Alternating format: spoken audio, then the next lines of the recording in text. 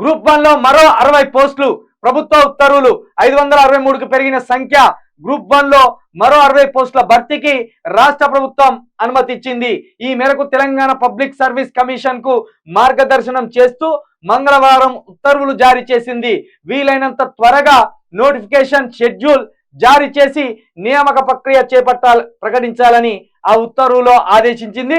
గతంలో 503 పోస్టులకు నోటిఫికేషన్ ఇవ్వగా తాజాగా అనుమతించిన పోస్టుల్లో మరొక 60 పోస్టులు కలిపింది. ఇప్పుడు దీన్ని ఏం చేస్తారంటే ఇది కూడా నాగనతే అంటాడు. ఈ 563 పోస్టులు ఉన్నాయి కదా, రేవంత్ రెడ్డి అంటాడుగా ఇది కూడా నాగనతే, నేనే వేస్తాను ఈ పోస్టులు కూడా అని చెప్పుకుంటాడు. మొన్న స్టాఫ్ నర్సులకు సంబంధించి 7000 పోస్టులు ఆల్రెడీ ఉద్యోగాలకు నోటిఫికేషన్ ఇచ్చింది కేసీఆర్, ఉద్యోగాలు వేసింది కేసీఆర్, ఉద్యోగాలకు పరీక్షలు పెట్టింది కేసీఆర్, రిజల్ట్ ఇచ్చింది కేసీఆర్.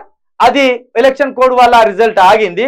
దాన్ని నియామక పత్రాలు మాత్రం రేవంత్ రెడ్డి అందించి 7000 పోస్టులు ఇచ్చేసినాం, ఇక 1,93,000 పోస్టులు మాత్రమే ఇవ్వవలసి ఉన్నదని నిరుద్యోగులను నమ్మించే ప్రయత్నం చేసిండు. కాబట్టి నిరుద్యోగులారా మీరంతా జాగ్రత్తగా ఉండాలి.